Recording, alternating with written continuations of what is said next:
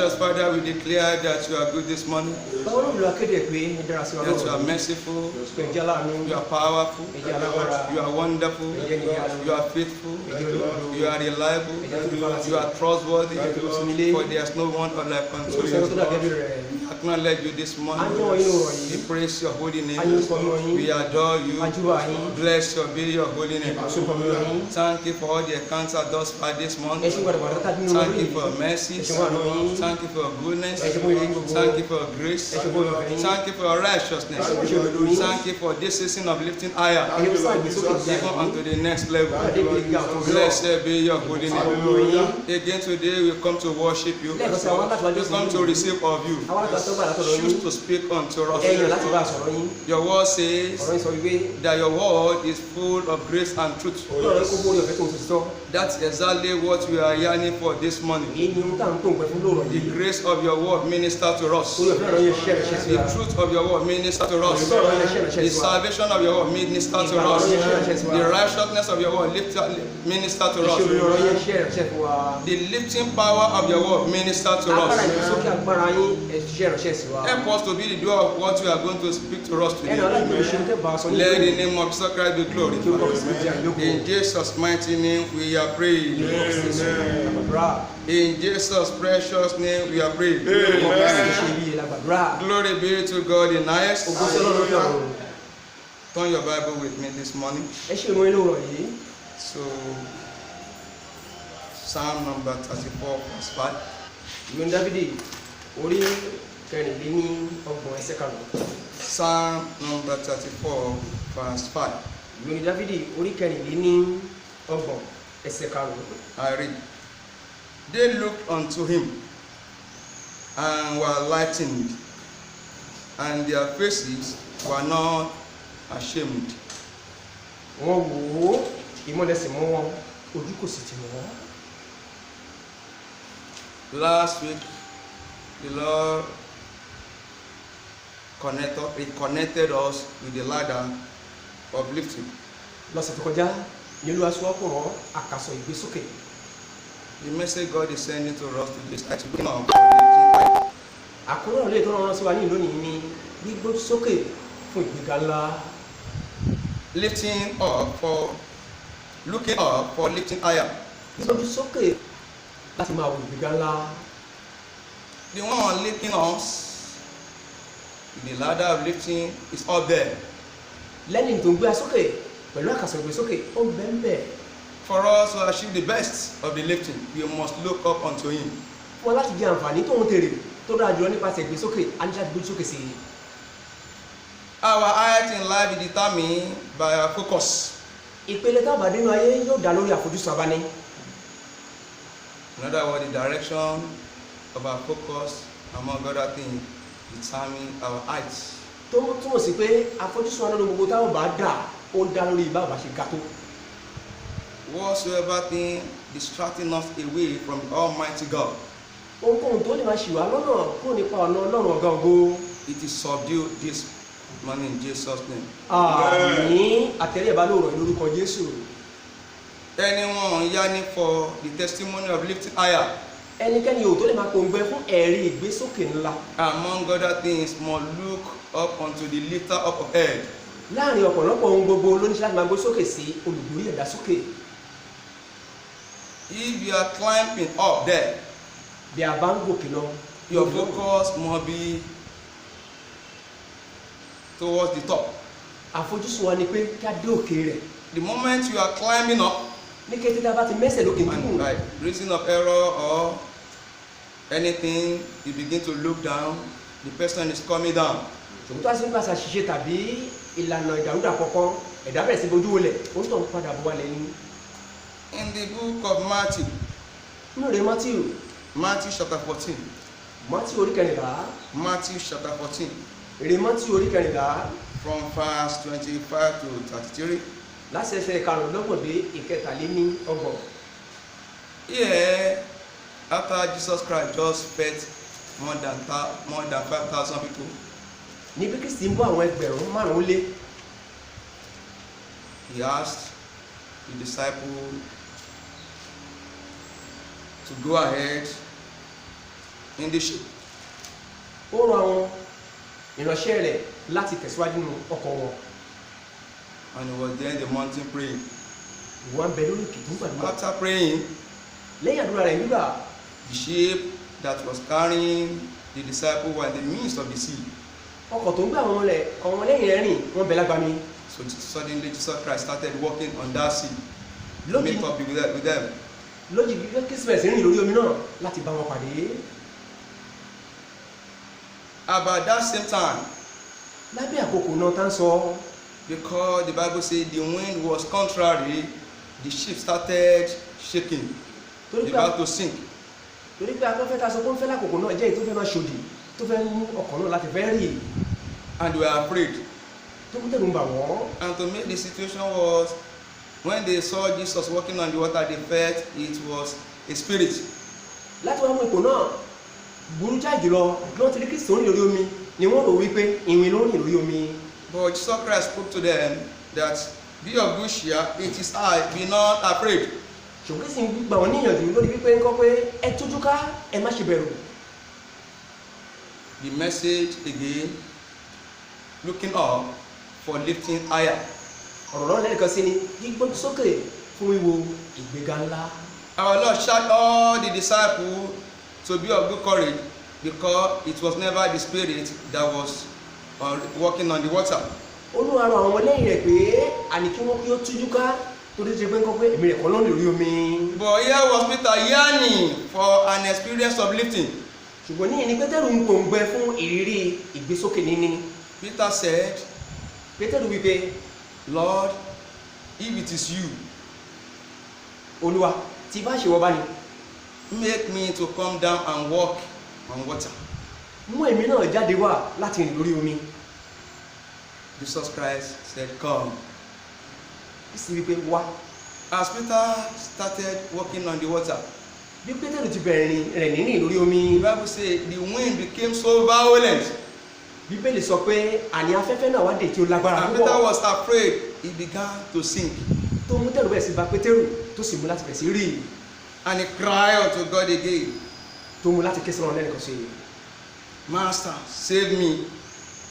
olùkọ́ni gbà mí. Peter cried, saying to Jesus, Lord, save me. Pétérù sọkún sí Jésù wípé olùgbàlà gbà mí. And Jesus Christ held on his hand, Kristi sì di ilé ọwọ́ mú. and two of them walked on the water to meet the other who were in the ship. táwọn méjèèjì sì sọ rìn pàdé àwọn tó ń bẹ nínú ọkọ̀. Amen. Àmín. I pray mo gbà ládùúrà all the courage you require gbogbo ìyànjú tá a nílò to keep on looking up unto God nípa títẹ̀síwájú máa bójú sókè wọ Ọlọ́run for our yearning for lifting to higher level. fún ìpòǹgbẹ wa lọ sí ibi gíga ńlá May ni. we have this money in Jesus' name. àní kí àwọn akérò ìgbà ní ìlò wọ̀nyí lórúkọ Jésù. Àmín. For our testimony of lifting higher to be steady, our focus on God must be intact. fún ẹ̀rí ìgbésókè láti dúró déédéé àti láti wà ní pípé ìfojúsùn àti Ọlọ́run gbọ́dọ̀ dúró déédéé. There are a lot of lessons to learn from this encounter of Peter with Lord Jesus. ọ̀pọ̀ ẹ̀kọ́ láńṣẹ́ láti kọ́ níwọ̀n àdìbà pàdé Pétérù pẹ̀lú Jésù Kristi. He took some decisive actions ó nílò àwọn ìpinnu ìgbésẹ̀ kan gbígbé that made him to stand out. tó mú láti tayọ.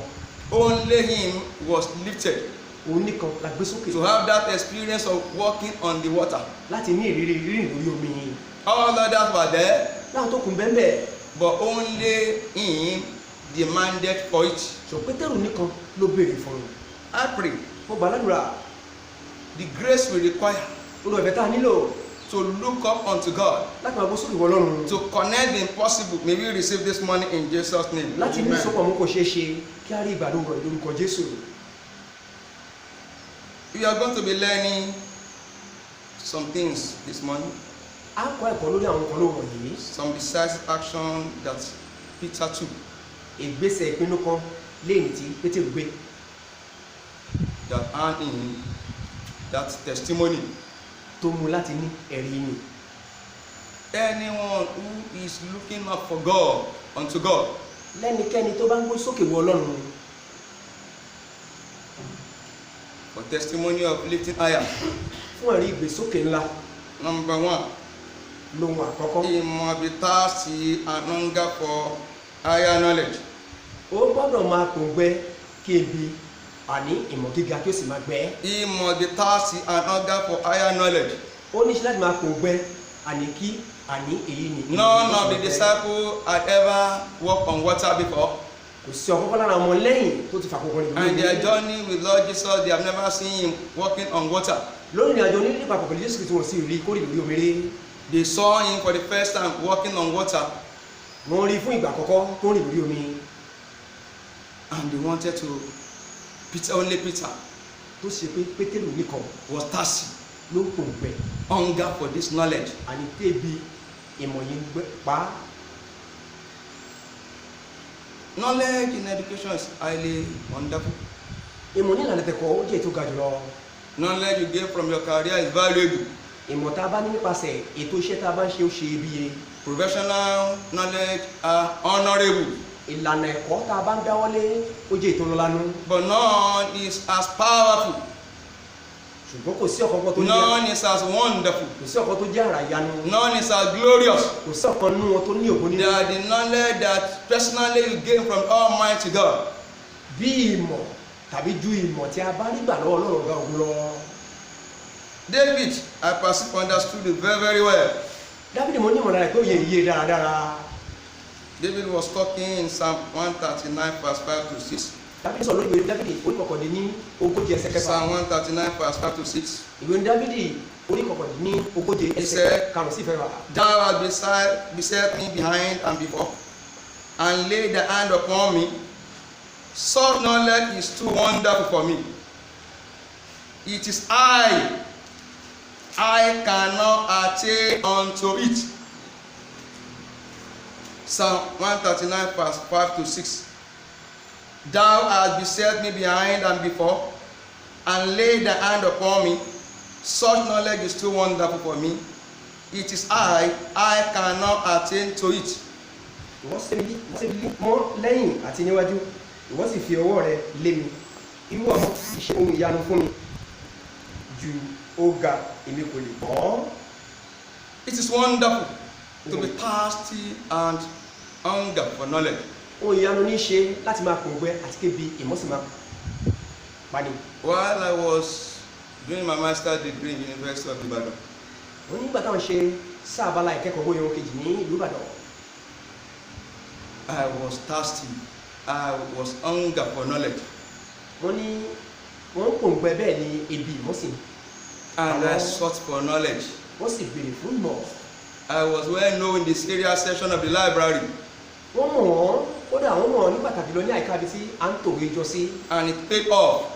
ó sì ṣe wọ́n lérè I gained many knowledge. tó mú wọn láti ní ọ̀pọ̀lọpọ̀ ìmọ̀. I remember there was a day wọ́n láwọn ti bọ́ ọjọ́ kan wà. I was to present a seminar paper, tó lè ṣe àgbékalẹ̀ ètò ìpàdé ìdálẹ́kọ̀ọ́ kan and to honor me. láti bọ́lá fún wọn. So the professor just came as an observer. onímọ̀ ìjìnlẹ̀ kan wá láti ṣe àbójútó. I delivered the paper. ó ṣe àgbékalẹ̀ ọ̀rọ̀ náà. And the professor said, tónímọ̀ ìjìnlẹ̀ sọ wípé about 5 or 6 papers that were delivered that day, that my own paper was outstanding. bí abẹ́ márùn mẹ́fà ìwé yìí tí a ṣe àkójọ tá a ṣe òǹkà wọn lọ́jọ́ náà wọ́n sọ pé tiwọn ló tayọ. And co-students cheer me up. tí àwọn ọmọ akẹ́kọ̀ọ́ tó kù sí pàtẹ́wọ́ fún wọn. Unfortunately for me, ó ṣe wọ́n láàánú fún wọn. when the time of evil came, nígbà tí àkókò ibi dé that knowledge could not help me. ìmọ̀ ni ò lè ràn wọ́n lọ́wọ́. So the professor that came that day onímọ̀ ìjìnlẹ̀ tó wá lọ́jọ́ náà was never a member of the panel that handled the seminar. kò sí lára àwọn adarí tó ń He darí just came to observe. ìpàdé náà. nǹkan dẹ̀ wá láti wá lákìyèsí ni. But the chairman of the panel, ṣùgbọ́n alága àwọn ẹ̀ka náà I didn't know what happened. wọ́n náà mọ ohun tó ṣẹlẹ̀. He just hated me with passion. ó kàn dẹ̀ kórìíra wọn tìfẹ́ ni. He persecuted me. ó ṣe nínú bí sí wọn. So after the remark of the professor, lẹ́yìn ìbọwọ́lù tòun ti ọ̀rọ̀ sísọ he látẹ̀lọ́ took my paper like this.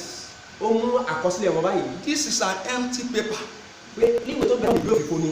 I can't see anything reasonable in this paper. Mi ò rí orin kan tó ní òye nínú àkọsílẹ̀. And he was just a senior lecturer. Ó jẹ́ olùkọ́lẹ́kọ̀ọ́ àgbà ńlá ni. The professor that first spoke was higher in rank. Onímọ̀ ìjìnlẹ̀ tó kọ́ sọ̀rọ̀ ó jẹ́ ẹni tó ga lọ jùlọ ní ìpele kẹ̀kọ́. The knowledge of professor could not even help me. Ìmọ̀ tí professor ò lè ràn wọ́n lọ́wọ́. The persecution continued Inú níbí ni ń tẹ̀síwájú until after we rounded up. títí dìgbà tó fi parí sáà ẹ̀kọ́. So the man didn't know that I will ever make a grade that may qualify me to proceed with doctoral degree. Wá kọ́ tàbí kó mọ̀ sí ìránṣẹ́ pẹ̀lú náà ìgbóngbọ́ pé wọ́n ní àǹfààní láti gba àmì ẹ̀yẹ tí ó mú wọn láti di dókítà. In the area of specialization that I was studying, it was only this man that was handling the course. Ní ẹ̀ka ẹ̀kọ́ lè táwọn gba ìdálẹ́kọ̀ọ́ lórí rẹ̀ ìránṣẹ́kùnrin ló ń ṣe agbátẹrù rẹ̀. To make the situation worse, in that year I was the only one in that line of specialization. Láti wá mú ìlànà náà le tàbí kí ó túbọ̀ lágbára púpọ̀ ní pé àwọn oníkan náà bẹ ní àwọn I was at his mercy. Wọ́n wà nínú iwájú ẹ̀. But glory be to God who is the lifter of air. Ṣùgbọ́n gbóni fún Ọlọ́run tí ṣe olùborí ìrànwọ́ sókè. Anytime I saw this man, I was worried. Nígbàgbà tó wá ní ìránṣẹ́kùnrin yìí, ìpolówó máa bá wọn. Anytime I was being to visit his office, I was anxious. Nígbàkúgbà tí wọ́n bá ń lépa àti wọnú àyíká tí ó wà, wọ́n máa ní èrò orí. I was threatened. Àní ẹnu wa máa fẹ́ máa So the result came. Ilé ìnìyé ẹni tó ń ṣe darí lẹ́kọ̀ọ́ lọ́wọ́ dé. He subdued the lecturer. So I went to the department. He was lecturing. Wọ́n ti wá lọ sí ẹ̀ka ẹ̀kọ́ bí tó ti ń kọ́ wọn lẹ́kọ̀ọ́. And I was just passing through the passage. Táwọn ẹ̀gbọ́n dẹ̀dẹ̀ yàrá ìkọ̀kọ̀ náà kọjá. Started to say, Adekombi, come. Ló wá rí wọn ló sọ pé ló pè wọn lórúkọ pé. And he spoke to the student he was teaching. Ladies and gentlemen, I meet you next week. Tó mú tó fi ń sọ fún àwọn akẹ́kọ̀ọ́ tó ń dá lẹ́kọ̀ọ́ wípé lẹ́yìn ara lọ́kùnrin lóbìnrin a máa pàdé lọ́sẹ̀ tó ń bọ̀. When the lifter of air came on board, nígbà tí olùgbórí sókè sọ̀kalẹ̀ wá. the man who didn't want to see me before, lẹ́ni ní tí o fẹ́ rí wọn tẹ́lẹ̀ rí. I had to suspend the class for my sake. ó ní láti pa sáà ẹ̀kọ́ tì látàrí tí wọ́n. He said, Adekombi, let us come. Have you seen your result? I have not seen my result. You made a very wonderful grade. tó mú láti sọ pé Adekombi tẹ́lẹ̀ yóò ti rí èsì dáwọ́. Where I'm going is this. Ibi tí wọ́n lọ ni pé. In the course of study, I had many knowledge. Nípasẹ̀ ìlànà ẹ̀kọ́ wọ́n ní onírúurú ìmọ̀. I read many theories. Wọ́n ka àkọsílẹ̀ onírúurú. Many principles. Ọ̀pọ̀ ìlànà ni wọ́n ti kẹ́kọ̀ọ́ nù rẹ̀. I knew many things that I cannot remember now. wọ́n mọ ọ̀pọ̀ ohun nígbà tó wọ́n lè rántí mọ́. But there's one thing that has become indelible. ṣùgbọ́n nǹkan ló tún bẹ tí ṣe má ní ìgbàgbé. How the one who is wonderful lórí ẹni nì tó jẹ́ ní ìyanu. turn my worry to wonder. bó ti sọ ìpòrú wọn di ìyanu. How the Almighty God bí Ọlọ́run Olódùmarè. confirm his almightiness over my anxiety. bó ti jẹ́ wọn ṣíṣe ìtẹ́lógo rẹ̀ tó lórí àníyàn wọn. It doesn't matter the level of knowledge you have had in life. kò ní ṣe pípele mọ̀tẹ́lá ti lé nínú ayé. If you are here to connect the one from Almighty God, bí o ìbá tí ì ní ìsopọ̀ mọ́ ètí ń tọ́ ọwọ́ Ọlọ́run ọ̀gá kò jáde. brethren, you don't know anything yet. ara àti ìmọ̀ nǹkan kan rárá. That knowledge was outstanding. ìmọ̀ nì tó jẹ́ ètò tayọ. That day I knew God as the one who can turn worry to wonder. lọ́jọ́ nìyí wọn Ọlọ́run gẹ́gẹ́ bí tó lè yí ìpòrúdà tó lè sọ ìyanu. I knew God as the one who can turn anxiety to almighty testimony. ni wọ́n mọ Ọlọ́run gẹ́gẹ́ bí ẹni tí yí àníyàn dà tí sì sọ di ẹ̀rí ńlá. That is why I want to pray for you this morning. inú fẹ́ gbàdúrà fún lóòrọ̀ yìí. The knowledge ìmọ̀ nì to confirm to you láti jẹ́wọ́ ẹ̀hàn yìí. that the wonderful can do something about your worry and turn it to wonder. ìpínlẹ̀ ni ìyá ló lè ṣe nǹkan nípa ìpòrú tó sì. You will have in Jesus' name. ẹ ó ní lórúkọ Jésù. In a peculiar way that the Almighty God want to do it ní ọ̀nà àrà ńlá lè tọ́lọ́ fẹ́ gbà ṣe é. over your oppression. lórí ànílára yín. God will teach you, Ọlọ́run yóò kọ́ yín. and you know that even the oppressor can be oppressed. ẹ ó sì máa mọ̀ wípé kódà ànílára lè ní lára. In the name of Jesus Christ. àmín. Anyone who must look unto God for lifting lẹ́nikẹ́ni tí ó máa bá kọ́ ju Olúwa fún ìgbésókè. must be thirsty and hunger for knowledge. ó ní sílámù àpòǹgbẹ kí ebi ìmọ̀ sì máa supernatural knowledge, ìmọ̀ àtòkè wá, knowledge about power of God, ìmọ̀ sí ipa tagbára Ọlọ́run, knowledge about wisdom of God, ìmọ̀ sí ipa ti ọgbọ́n Ọlọ́run, knowledge about counsel of God, ìmọ̀ sí ipa ti ìmọ̀ràn Ọlọ́run, knowledge about might of God, ìmọ̀ sí ipa ti Ọlọ́run, knowledge about glory of God, ìmọ̀ sí ipa ti knowledge about capacity of God, ìmọ̀ sí bí okun Ọlọ́run ṣe tó, knowledge of about blessing of God, ìmọ̀ nípa ìbùkún Ọlọ́run, knowledge about deliverance in Christ Jesus, ìmọ̀ nípasẹ̀ iṣẹ́ ìtúsílẹ̀ nínú Kristi knowledge Jésù, about salvation in Christ Jesus, ìmọ̀ nípasẹ̀ ìgbàlà nínú Kristi Jésù, knowledge about redemption in Christ ìmọ̀ Jesus, nípasẹ̀ ìdánidè tó ń bẹ nínú Kristi Jésù, knowledge of supernatural lifting in Christ Jesus. ìmọ̀ ìgbésíkè àrà láti ó ga jùlọ nínú Kristi Jésù. It is an outstanding knowledge. Ó jẹ́ ìmọ̀ tó tayọ jùlọ. May you be thirsty. Àní kí a kí ó máa pè May you hunger for it in Jesus' name. Yóò sì máa pa á lórúkọ Jésù. If you look at the life of Peter, Bàbá wò gẹ́yìn Pétérù, especially at the sea that day, pápẹ́lẹ́ ti kò lọ́jọ́ náà. not only that he was thirsty, Kì í ṣe pọ́npọ́n ń pẹ́ he nìkan. hunger for knowledge. Ebi ìmọ̀. He wanted to know what it takes to walk on water. Ó ń fẹ́ mọ ohun tí ó ná láti rìn lórí omi. He had never seen anybody doing it before. Kó tó ṣe kò tí rẹ̀ nìkan tó ń ṣerú èrè. Be thirsty to taste impossible. Ẹ máa pòǹgbẹ láti máa gbé ìgbésẹ̀ kò ṣeé ṣe. Secondly, Kókó kejì, Peter did not hesitate to ask, seek, and knock for the impossible. Pétérù tiẹ̀ jiyàn láti béèrè, láti wá, aláfilépa ohun kò ṣeé ṣe. So now that you are looking up unto God Nígbà tí a ń gbé sókè wọn lọ́rùn for a lifting to higher level, fún ìgbésókè lọ síbi gíga ńlá or a lifting above your circumstances that is not palatable, tàbí ìgbéga tayọ ààyè tàbí ipò tí ò dára. don't hesitate to seek, to ask, seek, and knock. Ẹ má ṣe jara yín rẹ̀ láti wá, láti kànkùn àti láti lépa.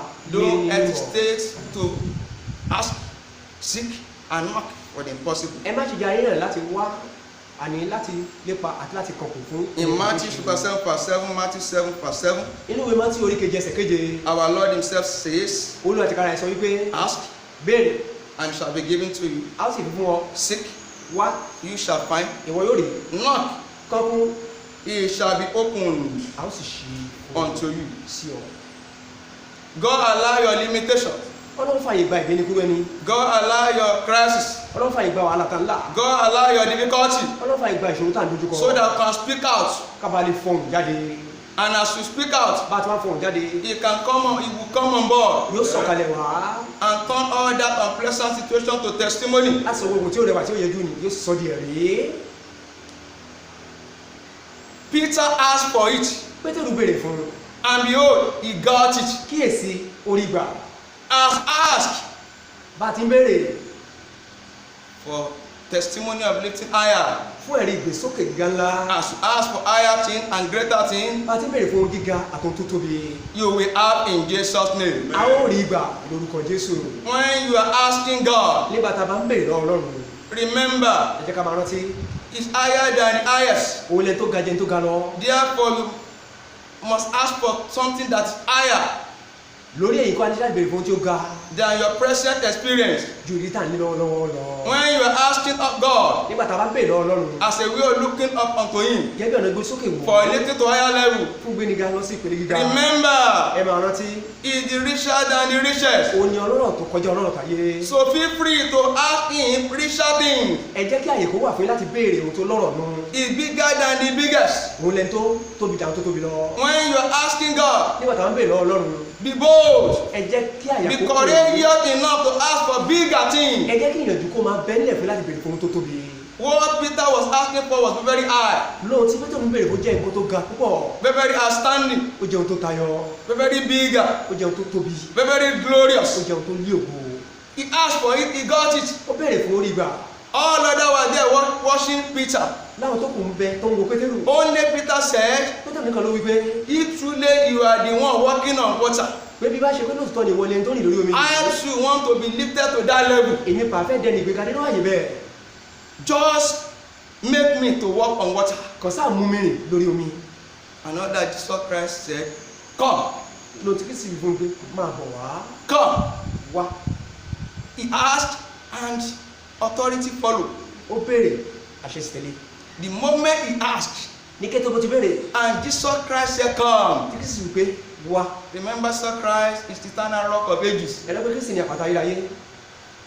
All other laws láwọn gbogbo òfin tó kù that has to do with moving of water has to be suspended tó ní ṣe nípa ìrìn omi ó dáwọ́ dúró for your lifting, fún ìgbésókè wa for my lifting. fún ìgbésókè mi. My natural law will be suspended. òfin àgbáyébá àní á gbé kúrò. Natural law will be suspended òfin tí ṣe ti ẹ̀dá á gbé kúrò. in the name of Jesus Christ. àmín. Jesus Christ said, Kristi wípé we should pray over our limitations so that our joy might be full. a ní láti gbàdúrà lórí ìgbénikúrú wa kí ayọ̀ ọkọ̀ lè kún. Pray gbàdúrà by asking, nípa bíbélì by seeking, nípa wíwá by knocking. àti nípa kíkànkùn. Only Peter sought to taste that experience. Pétérù nìkan ló wá láti ní ìrírí He tasted it, ó tọ̀ wò how it looks like lórí bí ó ti ṣe rí to walk on water. láti rìn lórí omi. He saw it happening. ó rí tó ń ṣẹlẹ̀ He felt it, ó ní ìmọ̀lára rẹ̀ enjoy it. ó jẹ ìgbádùn rẹ̀. I can imagine how Peter joy must look like. wọ́n á rò lérò bí ayọ̀ Pétérù ló ṣe kún tó. Over every circumstance, lórí gbogbo ipòkípò we are committing to the lift up of head this morning. tá a fi ń lé olùborí sókè lọ́wọ́ lóòrọ̀ yìí. Our joy will be full. ayọ̀ wa yóò máa jẹ́ lékekún. àmín. For that crisis, fún wàhálà ni difficulty, ìṣòro ni worry, ìpòrú ni anxiety àníyàn ni that you are looking up unto God for now, létà ń gbójú sókè fún Olúwa fún báyìí He shall turn to joy. yóò sọ di ayọ̀ fún wa. àmín. But don't be weary ṣùgbọ́n àwọn ẹ̀jẹ̀ kó rẹ̀ wá in asking. lórí bíbélì God is never tired kò sí Ọlọ́run rí of listening to our voices. lórí tẹ́tí ohùn wa. Yorùbá will call it elétí káròyé. Yorùbá máa ń pè ní ẹni tí ń gbọ́ gbogbo ohun tí a bá ń sọ. All that you are saying don't disturb God. lóhun gbogbo tí a bá ń sọ ò dá Ọlọ́run láàmú kò dín lọ́wọ́. His ears are meant for that. torí pé tí ẹ̀ ń bẹ́lẹ̀ fún un ni. May you not be tired of asking. kò ní sún àwọn bẹ́ẹ̀ May you not be tired of kò seeking. ní pàdé wíwá May you not be tired of kò knocking. sí rẹ̀ wá lórí kíkọ̀kùn. And the door of lifting higher will be opened in Jesus' name. ilẹ̀kùn tí ṣe ti gbé ni sókè a ó sì ṣí fún ni lórúkọ Jésù.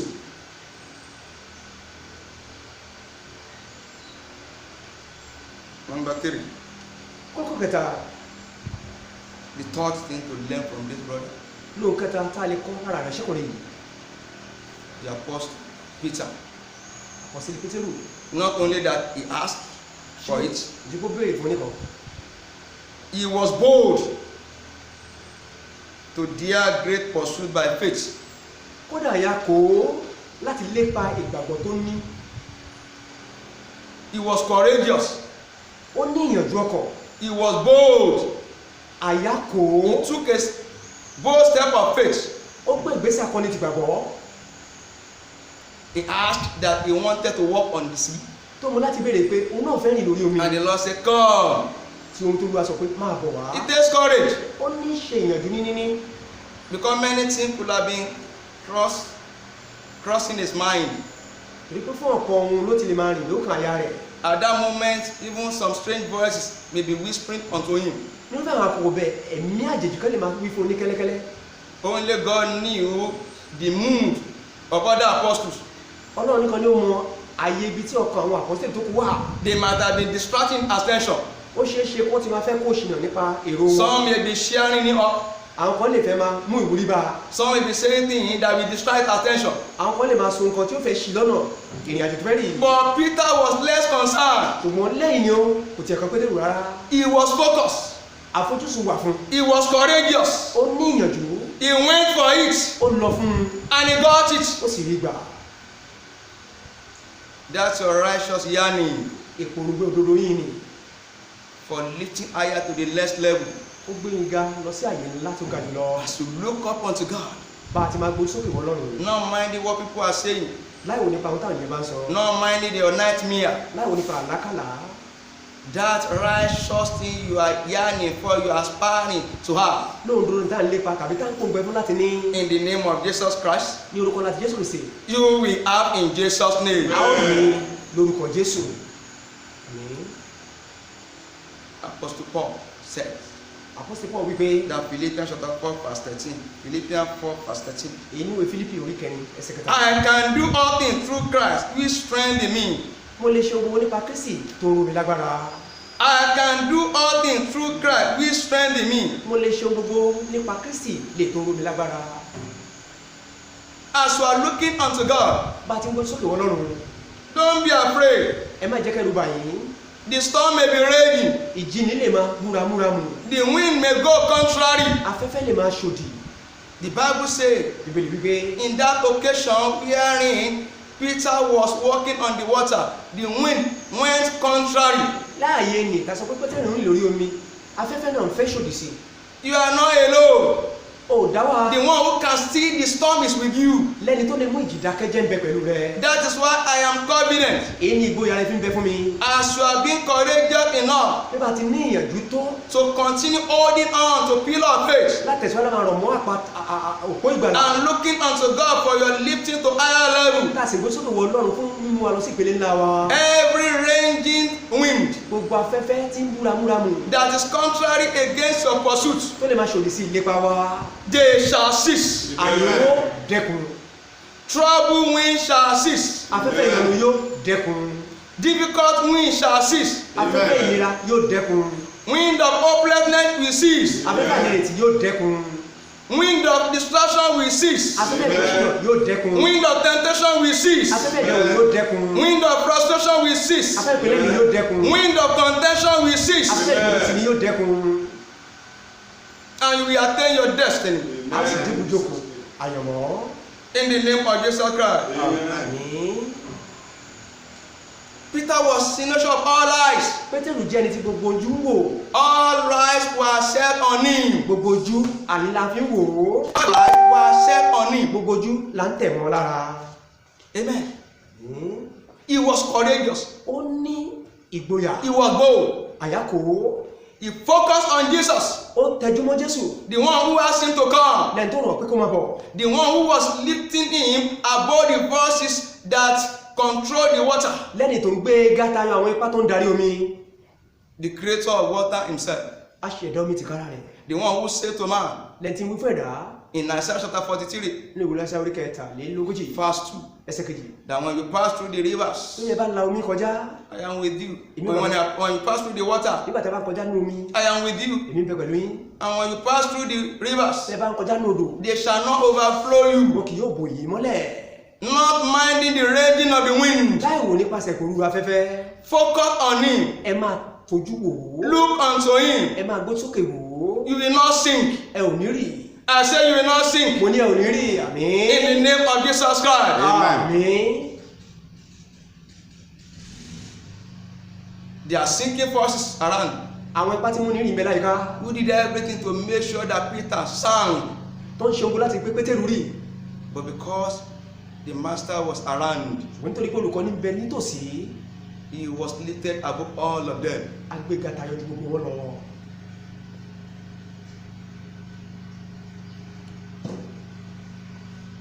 Amen. àmín. He promised us, ó ṣe ìlérí fún wa. verily, verily, I say unto you, that is John chapter 14, verse 2. pé lóòtítọ́ ni mo wí fún yín pé nínú ìwé Jòhánù orí kẹrin lẹ́sẹ̀ kejì. He that believe on me, lẹ́nikẹ́ni tó bá gbàgbọ́. the word that I do shall he do also, lóhun tí mo ń ṣe yóò ṣe bẹ́gẹ́ bẹ́ẹ̀. and greater works than they shall he do, kódà tí tóbi ju èyí lọ ni wọn yóò ṣe. because I go unto my Father. torí pé mi ń tọ̀ bàbá mi lọ. That's assurance. èyí àrídájú. All we need is to be courageous. lóhun tá a nílò ní ká gbára níyànjú. You should have courage in this. a ní ṣe láti mú àyàlé nínú èyí. Whatever God can do, whatever Jesus can do, we will do. lóhunkóhun tí Kristi bá lè ṣe a ó ṣe é. That is why Paul said, I can do all things èlò tí Paul fi wípé èmi lè ṣe ohun through gbogbo Jesus who strengthens me. nípasẹ̀ Kristi tó rọ̀ mí lágbára. All the courage we require gbogbo ìmáyàlé tá a nílò to keep on looking láti ẹ̀sọ́ máa gbójú sókè in spite of all the sinking forces, ju gbogbo àwọn ipá tí ń rẹni mọ́lẹ̀ tàbí tí mú ní rì.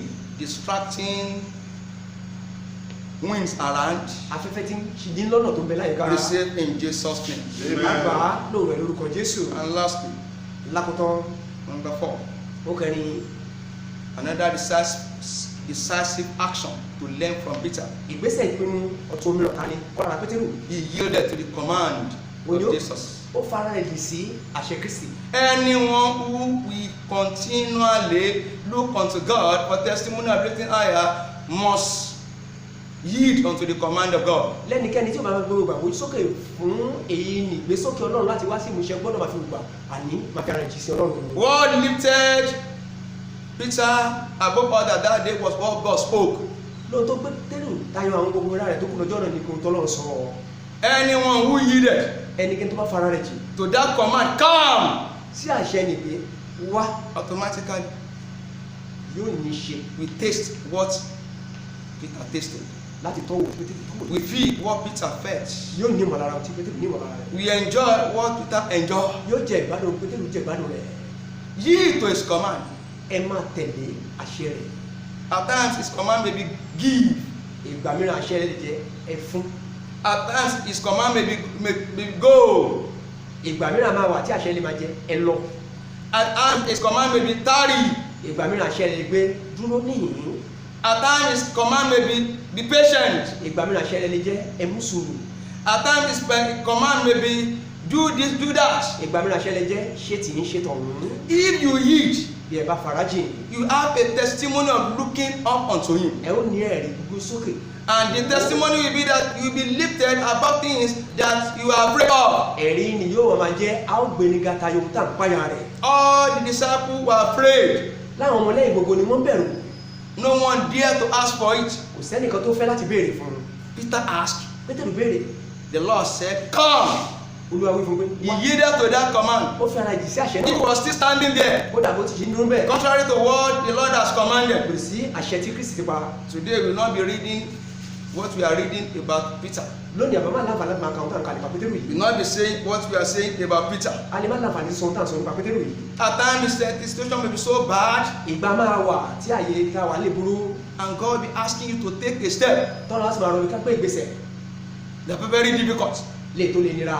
What must move you is the command. Lóhun tó níṣẹ́ láti sún wa ṣe ni àṣẹ. The command is always greater than your circumstances. Torí pé àṣẹ á máa gbogbo àga ju àní ohun tó ràn wọ́n ní lọ́wọ́. God, the command is always greater than what you are passing through. Àṣẹ Ọlọ́run á máa fi gbogbo àtóbi tayọ ohun tá à ń là It kọjá. doesn't matter how painful. Kò ní ṣe pé lè nira tó.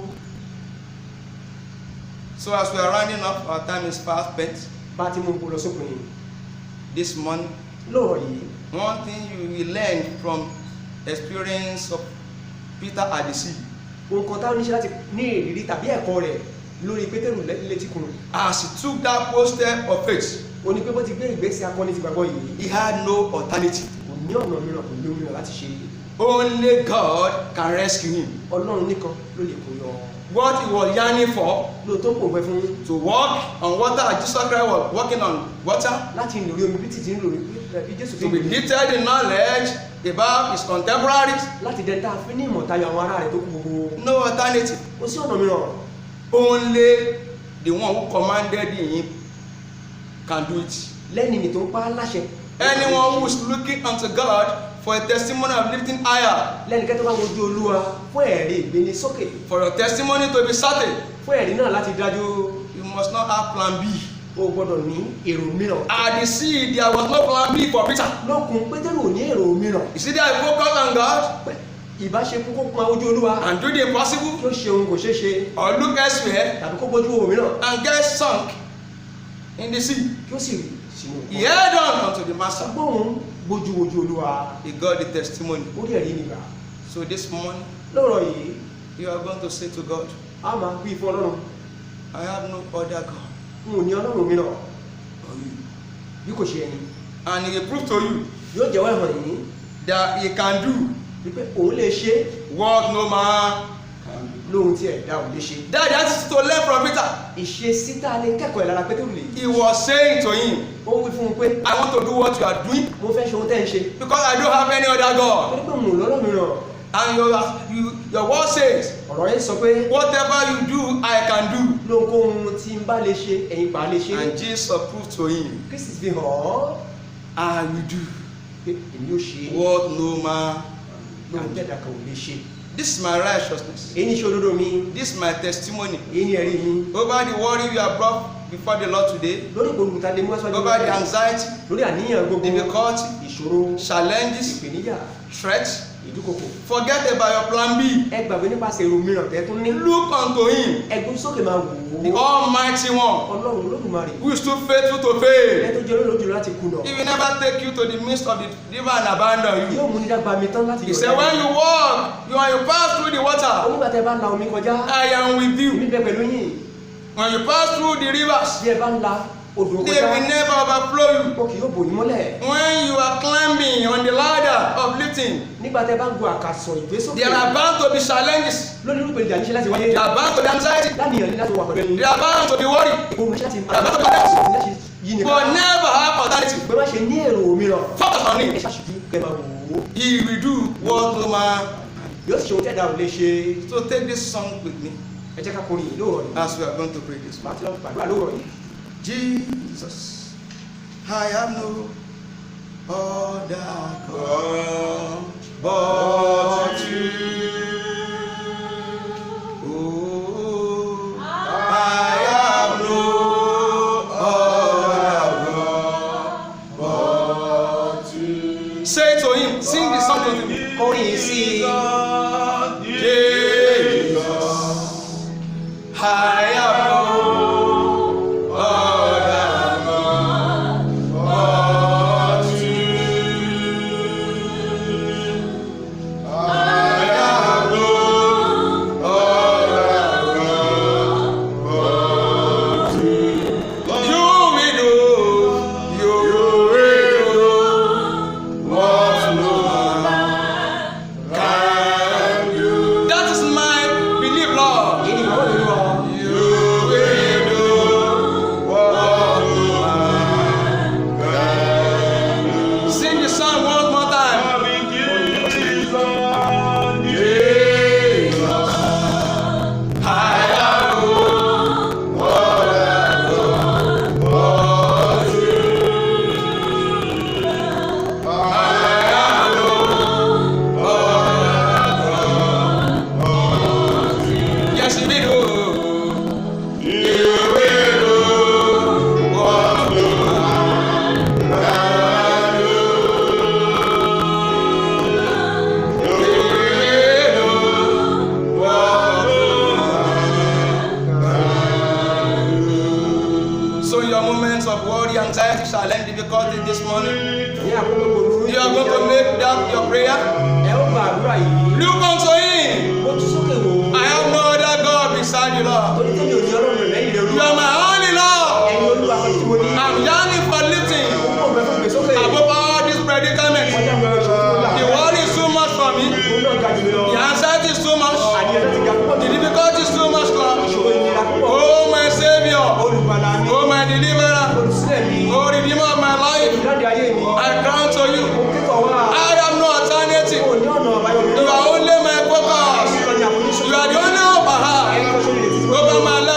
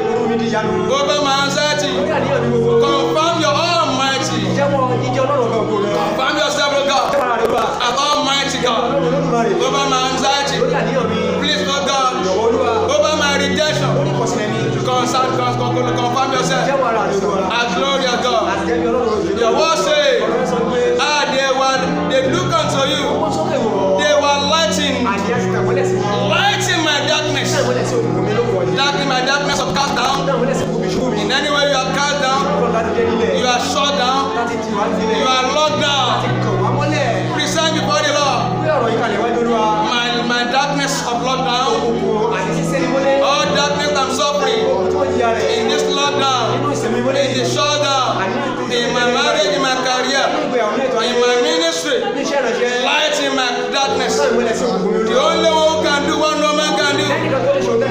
I yield my darkness unto you. Light in my darkness. You say anyone that look unto you not be ashamed. Don't let me be ashamed, Lord. Don't let me be ashamed. Let this shame end. The shame associated with my worry, anxiety, failure, frustration. My Father, my God, let this shame end. No one will ever look unto me and be ashamed. Let your glory, Lord, overshadow my shame. Thank you, Father. Thank you. Thank you. Thank you. Thank you. Thank you. Begin to thank Him. Thank you. Thank you. Thank you. The all ranges win. Assist. All troubling songs. They are no more there. Thank you, Father. You are lifting me above there. Above my body. Above all contrary wind. Register of contention, of opposition, of pressure. You have calmed them this morning. You have calmed the storm of anxiety and worry. Thank you, Father. Blessed be the name of the Lord. For in Jesus' mighty name we pray. Amen. Let us take this song. Ìgbàgbọ́ mi dúró lórí ẹ̀jẹ̀ àjò lódò Jésù. Ó dẹ̀lẹ́gbẹ̀rẹ̀ ohun kan lẹ́yìn òru. Ọ̀la Jésù.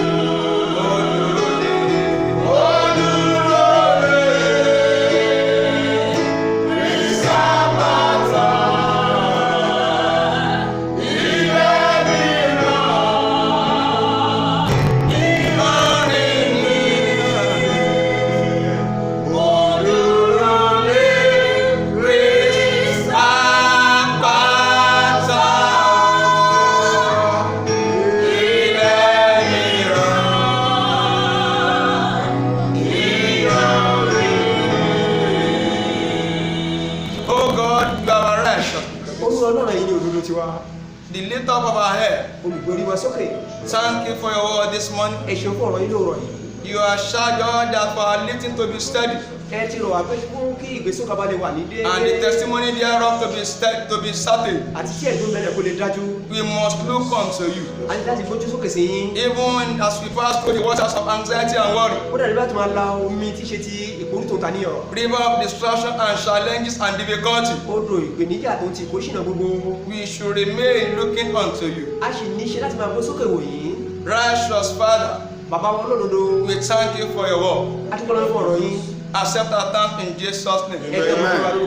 Individually, as family, as church, we are yielding ourselves unto you. We are yielding our circumstances unto you. As many that are passed through river, through water, or worry and anxiety, rivers of threat, oppression, you have promised that you are with us. That you never allow the rivers to overflow us. This morning, oh God, over all our worry, confirm your wonders. Over all our anxiety, confirm that you are Almighty God. In the name of Jesus Christ. Amen. All the contrary winds, all the raging storm that want to distract our attention, that is contending with our focus on you, let them cease in Jesus' name. Let them cease in Jesus' name. Righteous Father, Peter asked for it. He tasted it. He saw it. He felt what it took, what it means to walk on water. ó sì ní ìmọ̀ràn lóhun tí ń ná ni láti jẹ́ kẹ̀dà kórè lórí omi. And he had a joy testimony. ó sì ní ẹ̀rí ti ayọ̀. We look unto you àwọn kó tún lè sí yín o. as we keep looking unto you. bá a ti ń tẹ̀síwájú àwọn gbé sókè sí yín. My Father, my God, bàbá mi ọlọ́run mi o. the testimony of looking unto you, ẹ̀rí gbígbó sókè sí yín. satisfied with that in Jesus' name. ẹ̀fọn tẹ́ wa lọ́rùn lórúkọ Jésù. As we go into this week, bá a ti ń lọ lọ́sẹ̀ yìí. the wonder in Christ Jesus, ìyanu Kristi Jésù. satisfied with it in Jesus' name. ẹ̀fọn tẹ́ wa lọ́rùn lórúkọ Jésù. In our individual lives, inú ayé kó àkọ́kọ́ wa. do wonders. ẹ ṣe ìyanu. In our families, inú ẹbí wa. do wonders. ẹ ṣe ìyanu. In our career, inú ètò ayé wa. do ẹ wonders. ṣe ìyanu. You have cried that you have no other God beside you. àwa ti ké sí gbà ọ̀nà ọlọ́run rẹ̀ lẹ́yìn ẹ̀yìn ọlọ́run. Oh God, olú ọlọ́run. only that which you can do lẹ́yìn ni ọkọ̀ tó pẹ́ ilẹ̀ lè ṣe é. to lift up above this present level láti gbé aláta rẹ̀ dáńbẹ̀ lọ́wọ́ yìí lọ. from this day, do in Jesus' láti name. lọ́dọ̀ ẹ̀ ṣe fún wa lórúkọ Jésù. Thank you, Father. ẹ ṣe wọn bàbá.